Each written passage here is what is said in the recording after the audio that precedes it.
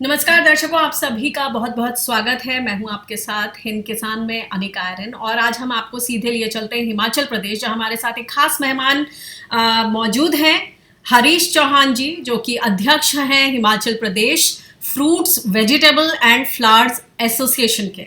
बहुत बहुत स्वागत है आपका हरीश जी इस चर्चा में। ये चर्चा आज हमने इसलिए रखी है क्योंकि तरह तरह देश भर में किसान आंदोलन चल रहा है। कृषि कानूनों को रद्द करने और एमएसपी न्यूनतम समर्थन मूल्य को कानूनी जामा पहनाने की सबसे प्रबल मांग इस वक्त देश में चल रही है। इस सब के बीच बार बार जो कृषि एक्सपर्ट्स हैं और किसान हैं जो खास तौर से फल और सब्जियों का उत्पादन करते हैं, उनकी लगातार ये मांग बनी हुई है कि अनाज के अलावा फल सब्जियों पर भी न्यूनतम समर्थन मूल्य की गारंटी क्यों ना मिले, क्योंकि वो भी बहुत जरूरी है, पेरिशेबल है, जल्दी खराब होता है।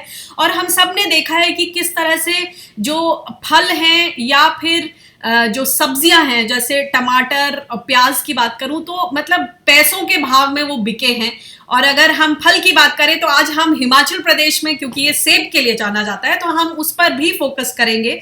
आपसे समझेंगे कि जो अभी मैं खबर देख रही हूं कि किसान और बागवानों की लड़ाई लड़ने के लिए संयुक्त किसान मंच बनाया गया, इस पर थोड़ी जानकारी दें। आइए आज इस पर बात करते हैं कि जो विशुद्ध, अगर हम हिमाचल प्रदेश में जो उसका एक मेन फल है सेब, उसकी बात करें तो किस तरह का संकट है सेब उद्योग पर।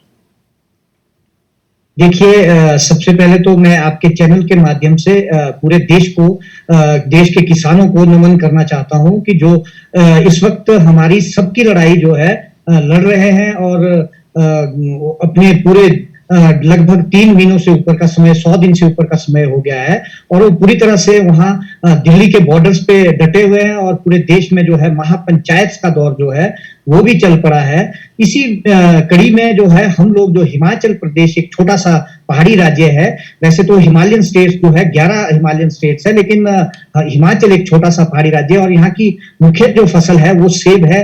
और सेब जो है, आप जैसे कि जानते हैं कि सबसे ज्यादा उत्पादन सेब का जम्मू कश्मीर में होता है। वहां लगभग 20,000 मीट्रिक टन सेब का उत्पादन होता है और हिमाचल प्रदेश में लगभग 10 लाख, कश्मीर में 20 लाख मीट्रिक टन होता है और हिमाचल में 10 लाख मीट्रिक टन की पैदावार होती है और उत्तराखंड में 50,000 से 1 लाख मीट्रिक टन की पैदावार होती है। और ये जो सेब का एक व्यापार है, ये लगभग 15,000 करोड़ की जो इकोनॉमी है इन तीनों राज्यों की, उसको चलाता है। और इससे जो है लगभग 20 लाख परिवार जो है इन 3 राज्यों के जुड़े हुए हैं। तो इस आंदोलन के बीच में ये हम हिमाचल प्रदेश के जो किसान बागवान है, सेब बागवान है, सेब उत्पादक बागवान है, हम भी उम्मीद रखते हैं कि हमें जो मुश्किलों का दौर देखना पड़ रहा है कि हमारी फसल को जो है कभी काफी कम दामों में बिकती है, उसमें उसके लिए भी हम चाह रहे हैं कि वो भी न्यूनतम समर्थन मूल्य के दायरे में आए। जैसे कि देश में 23 उत्पाद जो है, अभी तक केवल 23 उत्पाद इस न्यूनतम मूल्य के दायरे में है, लेकिन वो भी पूरी तरह से देश में नहीं मिल पाते, जिसके लिए आज खासकर नॉर्थ का किसान तो लड़ ही रहा है, अब उसके साथ आस्ते आस्ते देश का किसान भी जूझ रहा है। तो हमारी ये बहुत सालों से मांग है कि सेब के साथ जितनी सब्जियां हैं, फल है, उन सब के ऊपर भी जो है न्यूनतम मूल्य तय किए जाए और जिससे कि गारंटी दी जाए, कानूनी मान्यता दी जाए, ताकि हम लोगों को जो मुश्किलों का सामना करना पड़ता है वो सामना ना करना पड़े। जैसे कि खासकर देश की पूरी जनता, जब टमाटर की हालत सड़कों पे फेंकना पड़ जाता है और कई बार उस किसान के ऊपर क्या गुजरती होगी जिसने पूरा वक्त गुजारा है। प्याज में अक्सर ये होता है, लेकिन सेब में भी इस तरह की बहुत सारी जो कमियां हैं वो सारी हम लोगों को झेलनी पड़ती है, खासकर पहाड़ी राज्यों में। आप क्या थोड़ा समझा सकते हैं, कुछ आंकड़े देकर, कुछ उदाहरण देकर, कि असल में किस तरह की दिक्कतें आ रही हैं? जब से आपने बताया कि सेब के भाव भी ठीक तरह से नहीं मिल रहे, और एक ये उदाहरण भी सामने आ रहा है कि खास तौर से नाम लिया जा रहा है कि जब से अदानी एग्री फ्रेश हिमाचल में आया है और इस व्यापार में घुसा है, तब से जो बाकी छोटे मोटे व्यापारी हैं उनके ऊपर भी एक तरह से गाज गिर गई है, उनको भी अपने सही भाव नहीं मिल पा रहे हैं। तो इस कहानी में जो ये इतनी सारी सोशल मीडिया पर इस तरह की बातें हो रही है, इसमें कितनी सच्चाई है, अगर आप कुछ उदाहरण देकर समझा सकें। देखिए ऐसा है कि सेब का जो कारोबार है इसमें बहुत सारी मुश्किल है। लगभग 44 देशों से तो सेब भारत में आयात होता है, जिसमें कि चाइना से सबसे सस्ता सेब पहुंचता है, लेकिन 2016 से चाइना से नहीं आ रहा है। और उससे ईरान से जो है, अफगानिस्तान के माध्यम से जो है गैर कानूनी रूप से आजकल सेब पहुंच रहा है। वो बहुत सस्ते दामों पर यहाँ पहुंचता है। हिमाचल प्रदेश, जम्मू कश्मीर, उत्तराखंड के किसानों को, बागवानों को जो है वो सेब की जो उपज है उसकी कॉस्ट ऑफ प्रोडक्शन लगभग जो है 35 रुपए पर केजी पड़ जाती है। और हमारा सेब जो है अगर एवरेजन लगाया जाए तो वो 50 से 60 रुपए के एवरेज में बिकता है मंडियों में, लेकिन जो उसका सेकंड ग्रेड या थर्ड ग्रेड का सेब होता है वो बहुत कम दामों में 10 से 15 रुपए किलो के हिसाब से बिकता है। रही बात अब कंपनीज की, जो काफी कंपनीज यहाँ हिमाचल प्रदेश में काफी टाइम से काम कर रही है, उसमें सबसे बड़ी कंपनी जो है अदानी है। अदानी का जो आजकल एक वो भी चला है कि भाई 6 एप्पल का पैक जो है वो 196 रुपए में बिक रहा है बड़े बड़े मॉल्स में। तो उसका मैं एक सीधा सा उदाहरण आपको दे सकता हूं कि जिस स्टोर से वो सेब गया है, क्योंकि वो जो पोस्ट जो है उस पे जो जगह, जिस जगह अदानी का स्टोर है, मेहंदली करके, रोडू तहसील आती है, उसमें मेहंदली करके एक जगह है, वहां का सेब वहां जो आज उसमें दिखाया जा रहा है, वो उस स्टोर में मैंने भी सेब दिया था। ये उन्होंने 29 अगस्त को अपना रेट खोला था, उसके बाद मैंने भी उनको सेब दिया, और वो सेब उस वक्त जो है वहां रेट, हाईएस्ट रेट उनका 88 रुपए पर केजी था, लेकिन लोएस्ट रेट जो है 15 रुपए था।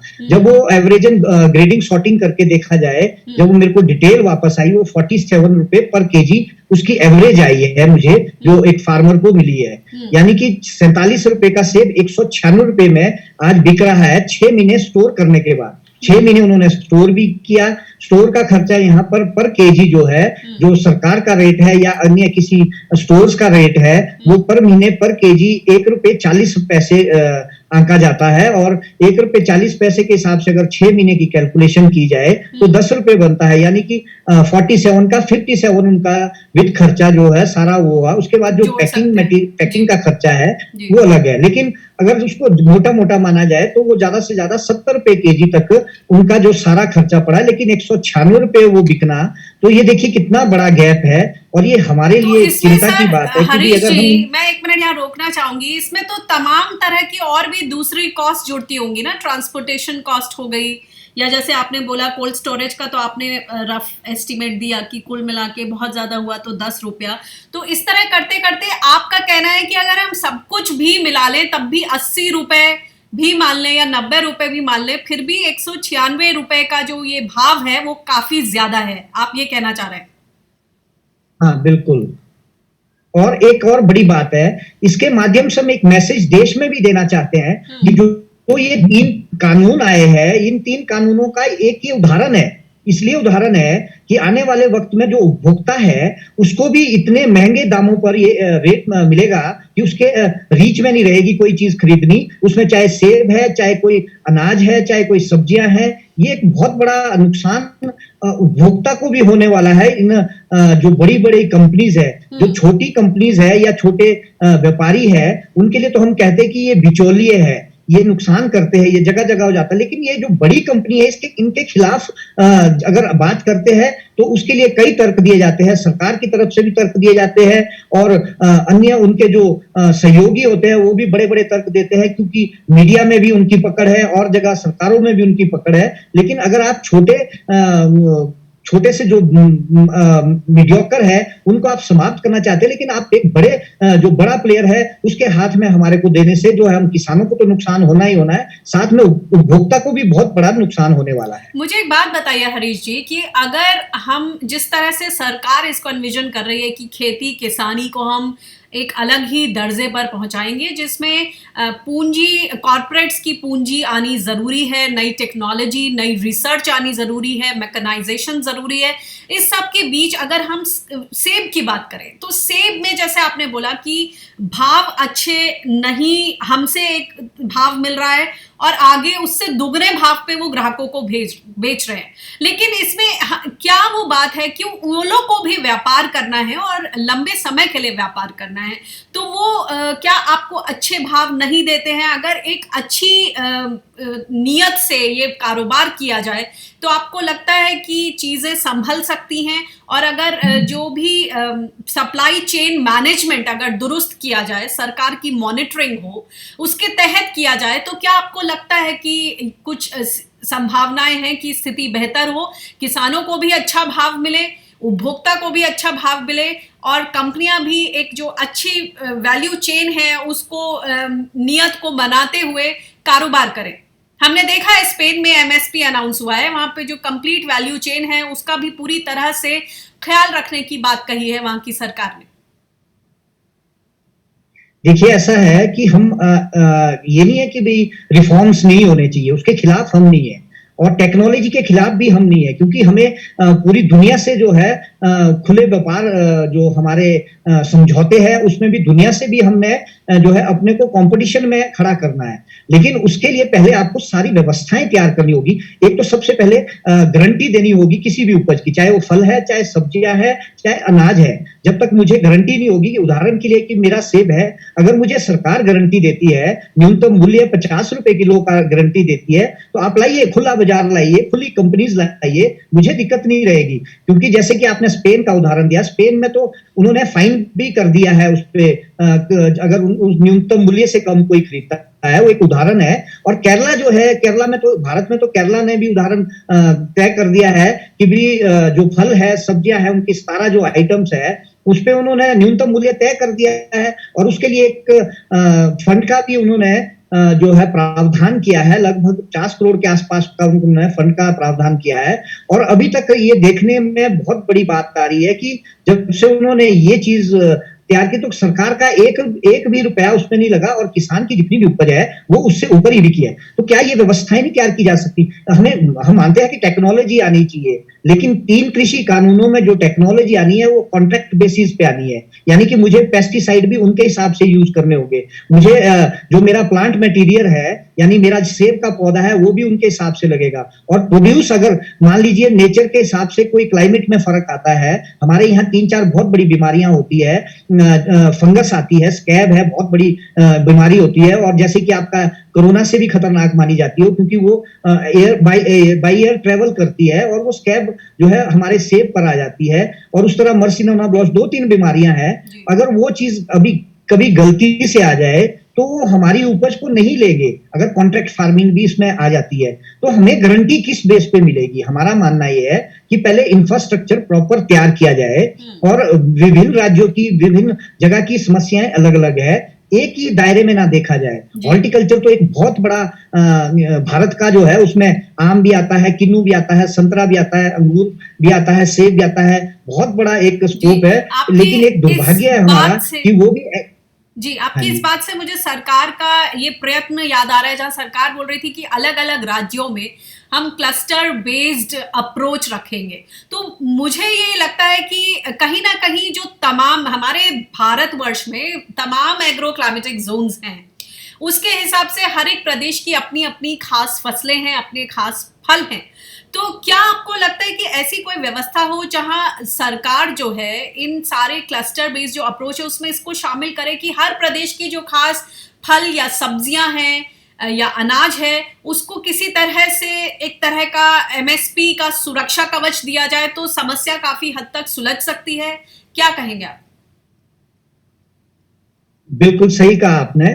जब तक सुरक्षा कवच नहीं मिलेगा तब तक व्यवस्थाएं ठीक नहीं हो सकती। एक बात रही क्लस्टर की बात, देखिए हिमाचल में बहुत छोटी छोटी जोतें हैं। यहाँ का फार्मर जो है 5 बीघा, 8 बीघा, 10 बीघा, यानी कि 1 हेक्टेयर से भी 12.5 बीघा का 1 हेक्टेयर होता है, उससे भी नीचे 99% फार्मर जो है 1 हेक्टेयर से नीचे है। उत्तराखंड के भी यही हाल है। जो पहाड़ी राज्य है वहां क्लस्टर का बनना भी बहुत मुश्किल काम हो जाता है। हमारे अभी भी वर्ल्ड बैंक का एक प्रोजेक्ट चल रहा है सेब में 1134 करोड़ का, लेकिन उसमें प्रॉपरली जो है क्लस्टर नहीं बन पा रहे। पिछले वो 5 साल से जो है तेज गति नहीं मिल रही उसको। लेकिन ये क्लस्टर वाला जो सिस्टम है, अब आप कहते हैं कि भाई इसमें क्या व्यवस्थाएं होनी चाहिए? व्यवस्थाएं ऐसी होनी चाहिए कि मान लीजिए मेरा सेब है, उसके लिए जो है छोटे छोटे सीए स्टोर्स छोटे छोटे आपके उसमें ग्रेडिंग सॉर्टिंग हॉल्स और छोटा प्रोसेसिंग यूनिट साथ में जगह जगह गांव गांव में हो। अगर एक गांव में होगा तो वहां 10 लोगों को एम्प्लॉयमेंट भी देगा। उससे क्या फायदा होगा, जैसे आपने अदानी को भारत सरकार ने एनएचबी से, नेशनल हॉर्टिकल्चर बोर्ड से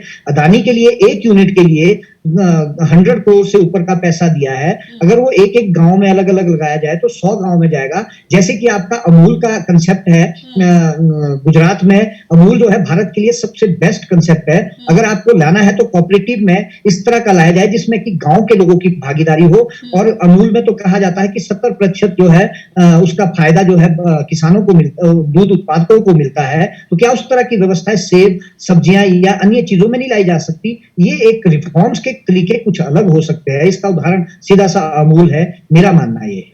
आपने बात की कि जो मौसम का जोखिम है, पिछले कुछ समय से हम सब देख रहे हैं कि खेती ने मौसम में तमाम उतार चढ़ाव देखे हैं। स्क्रब रोग की जो आप बात कर रहे थे, हमने पिछले साल भी उसके बारे में कई तमाम स्टोरीज भी की थी। तो ऐसे में ये बताएं कि जिस तरह का एक सिनारियो नजर आ रहा है इन कृषि कानून के तहत, फिलहाल तो ये पोस्टपोन हो चुके हैं, मगर अगर ये आते हैं तो आपको क्या लगता है? जैसे आपने बोला कि कॉन्ट्रैक्ट खेती में भी कंपनियां जो है अपने बीज देंगी, अपनी खाद देगी, अपने पेस्टिसाइड्स देगी। एक तरफ ये है तो उसमें उनको एश्योर्ड क्वालिटी चाहिए, मगर दूसरी तरफ हम देख रहे हैं कि किस तरह से क्लाइमेट चेंज खेती पर हावी है। और ऐसे में ये कोई तय हम नहीं कर सकते लेगो टॉयज की तरह कि ये ढांचा है, इसमें फिट कर दिया जाए, ऐसे ही सेब उगे, क्योंकि यहाँ वनस्पति की बात है। तो ये जो समस्या है, इसको आप किस तरह से देख रहे हैं? किस तरह से कंपनियां हैंडल करेंगी? क्या माल रिजेक्ट हो जाएगा या फिर किसान हमेशा इस दबाव में रहेंगे कि मैंने एक कॉन्ट्रैक्ट का हिस्सा बना हूं और मुझे ए ग्रेड क्वालिटी या इस ग्रेड का ही सेब उगाना है, और नहीं उगा तो तय मात्रा ही खरीदी जाएगी और बाकी जो है उसका सही भाव नहीं मिलेगा? किस तरह का सिनेरियो आप देखते हैं? देखिए, ऐसा है, इसमें सीधी सी बात यह है कि अगर आप जो है इस चीज को कहीं सिस्टम में लाना चाहते हैं तो उसके लिए पहले हमारे फार्मर्स को, खासकर सेब जो है एक ऐसी उपज है कि भी उसका पौधा जो है खासकर 8 से 10 साल पहले जो है फसल नहीं देता। हाई डेंसिटी वाले अभी दे रहे हैं, लेकिन क्लाइमेट चेंज की वजह से अब देखिए हिमाचल प्रदेश में जो है, हिमाचल प्रदेश क्या सभी पहाड़ी राज्यों में खासकर जहां सेब होता है, एप्पल बेल्ट जो है 1000 फीट की हाइट में शिफ्ट होगी, यानी कि ऊंचाई की तरफ चली गई है। क्लाइमेट चेंज से पिछले 10-12 सालों से जो है 100 सेंटीमीटर से कम बर्फ कई ज्यादातर सालों में गिरनी शुरू हुई है। उससे क्या हो गया कि एप्पल की जो क्रॉप है वो और ज्यादा हाइट में चली गई है। और लेकिन निचली जो हाइट्स है उसके लिए हाई डेंसिटी जो विदेशों से नई वैरायटीज आई है वो लग रही है। लेकिन एक मानना यह है कि क्लाइमेट चेंज से हमारी जो फसल है उसमें कभी बीमारी लग सकती है, उसमें कभी साइज नहीं बनेगा, जैसे कि आपने कहा। तो अगर वो चीज होगी तो उससे हमें खतरा है कि कंपनियां जो है उसको रिजेक्ट कर देगी।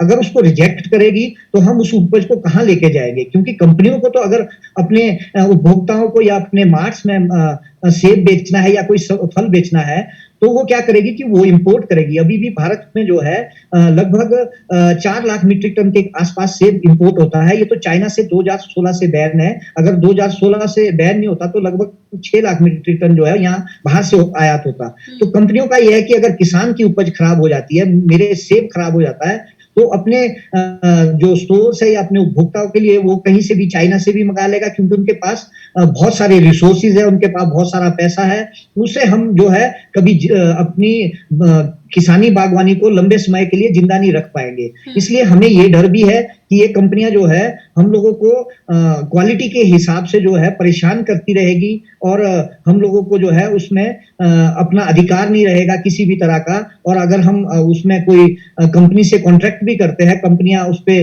अगर कोई नुकसान वो कर देती है तो हमें जो है एसडीएम लेवल या डीसी लेवल पे जो है जो इसमें प्रावधान किया गया बिलों में है उस लेवल पे करना पड़ेगा। तो वो हमारे लिए कहीं भी गारंटीड नहीं होगा। चलिए, कुछ रिफॉर्म्स के लिए कहा है भारत सरकार ने, लेकिन उसमें भी किसानों को जो है गारंटी देनी होगी। खासकर सीधा सा एक इसका समाधान है कि हर उपज की गारंटी दो, न्यूनतम मूल्य के, समर्थन मूल्य के तहत, चाहे वो सब्जियां है, फल है, चाहे अनाज है। उससे जब गारंटी होगी तो हम कंपटीशन के लिए भी तैयार है दुनिया में, चाहे किसी भी तरह का कंपटीशन होता है। ये बताइए, आपने फ्री ट्रेड एग्रीमेंट्स को लेकर जिस तरह का डर है, आशंका है, और ऑलरेडी आप बोल रहे हैं कि काफी सेब इंपोर्ट होता है, एक तरफ है फ्री ट्रेड अग्रीमेंट्स की मार, हमने पिछले सालों देखा था 2019 में आरसीईपी को लेकर भी काफी मांग थी देश भर में, और कुछ ना कुछ करते करते फाइनली भारत जो है उसने आरसीईपी पर हस्ताक्षर नहीं किया था। लेकिन मैं ये समझना चाह रही हूँ कि अगर कंपनियां इस कारोबार में आएंगी तो इसका जो आपने समस्या जो बताई है उसका एक दूसरा पहलू ये भी तो है कि कंपनियां कारोबार करना चाहती हैं तो वो भी अच्छी रिसर्च, अच्छी टेक्नोलॉजी और अच्छी दवाई प्रोवाइड करेंगी, या फिर इंटरनेशनल मार्केट के लिए अगर उन्हें सामान तैयार करवाना है किसानों से तो वो ऑर्गेनिक खेती होगी। उस पर आपका क्या विचार है? क्योंकि कहीं ना कहीं तो जो पुराने ढर्रे पे जो खेती चल रही है उसको आगे विकास का दामन थामते हुए आगे भी ले जाना है, लेकिन उसमें संतुलन जरूरी है, जैसे कि आप बार बार बोल रहे हैं, और उसी की तरफ मेरा भी इशारा है। तो उसे आप कैसे देखते हैं उस व्यवस्था को? देखिए, ऐसा है, सबसे पहला तो आपका जो सवाल था कि फॉरेन ट्रेड के जो एग्रीमेंट्स है, देखिए आरसेप में तो हमने पिछली बार अमूल के साथ, रबड़ ग्रोवर्स के साथ, कॉफी ग्रोवर्स के साथ और हिमाचल के हम ग्रोवर्स ने भी उसमें बड़ा सपोर्ट किया, और उसमें भारत सरकार ने पीछे हाथ खींचे, और वो उसके लिए हम धन्यवाद भी कर चुके हैं सरकार का।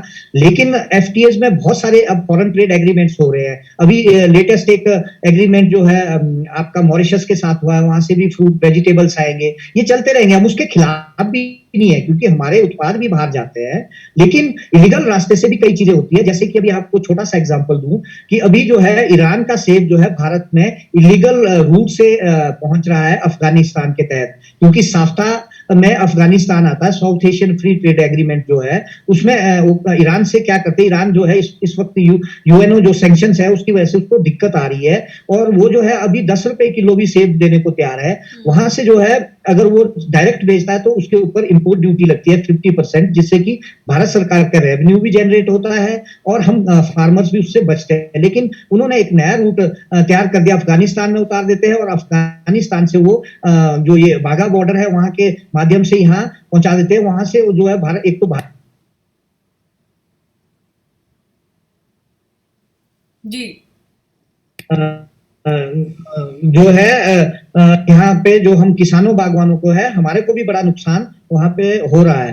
अब इस तरह के रूट जो है वो चाइना भी अपनाएगा, वो नेपाल के माध्यम से या श्रीलंका उतारकर कहीं से भी एंटर कर देगा। ये पहली बात, ये हमारे लिए बहुत बड़े चैलेंजेस है जिसके लिए हम भारत सरकार से आग्रह करते रहेंगे। और जो आपकी दूसरी बात आई है कि भाई अगर इस तरह की जो व्यवस्थाएं होगी उससे तो आपको फायदा होगा और आप जो है कंपटीशन में होंगे, हर चीज में आएंगे, तो लेकिन हमारा मानना है नहीं, व्यवस्थाएं क्या प्राइवेट कंपनीज ही कर सकती है, सरकार क्यों नहीं कर सकती? हमारे यहाँ यूनिवर्सिटीज है, हिमाचल प्रदेश में हॉर्टिकल्चर यूनिवर्सिटी है, वहां साइंटिस्ट है जिनको 2-2 लाख सैलरी मिल रही है। क्या वो हमारे लिए रिसर्च नहीं कर सकते? क्या वो नई टेक्नोलॉजी नहीं ला सकते? क्या हिमाचल सरकार या कोई अन्य राज्य की सरकार है वो ये व्यवस्थाएं नहीं कर सकती?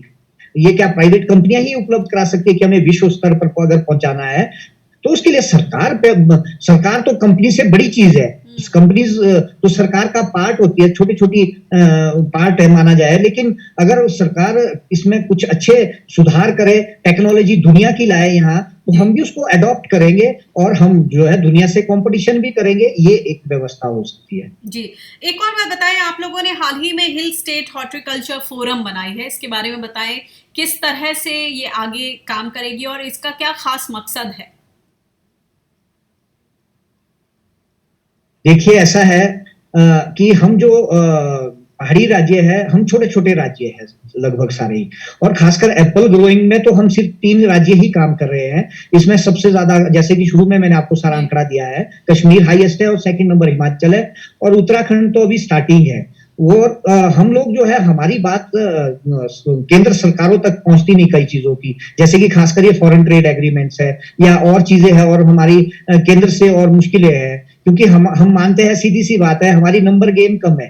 हिमाचल प्रदेश के 4 सांसद जाते हैं, उत्तराखंड के 5 जाते हैं, जम्मू कश्मीर। लेकिन अगर हम मिलकर अपनी नंबर गेम बढ़ाएंगे तो हमारी बात शायद आसानी से सुनी जाएगी। उसके लिए हमने एक व्यवस्था तैयार की, और साथ में इसके अलावा इसका एक और मकसद भी है कि भाई हम आपस में कनेक्ट होकर जो टेक्नोलॉजी है या कोई उन्होंने कुछ कश्मीर के फार्मर्स ने किया तो हिमाचल के फार्मर को सिखाएगा, हिमाचल के फार्मर ने किया तो उत्तराखंड के फार्मर को सिखाएगा। मिल बांट कर जो है हम कई चीजें आपस में अपनी आर्थिकी को सुधारने के लिए करना चाहते हैं। इसके माध्यम से ये हमने हिल स्टेट हॉर्टिकल्चर फोरम जो बनाई है, इसका हमारा मकसद ये है, इसमें हिमाचल, उत्तराखंड और जम्मू कश्मीर ये तीनों राज्यों के किसान फार्मर्स और जितने और बाकी स्टेक होल्डर्स है, यानी कि उसमें जो उनके साथ हमारे साथ जुड़े हैं, उसमें चाहे ट्रांसपोर्टर्स है, उसमें चाहे पेस्टिसाइड फंजीसाइड डीलर्स है, उसमें चाहे सीए स्टोर के मालिक है, चाहे आड़तियाज है, हम सारे चाहते हैं कि मिल बांट कर इस व्यवस्था को सुधारे, एक नया तरीका निकाले कि भी हम अपनी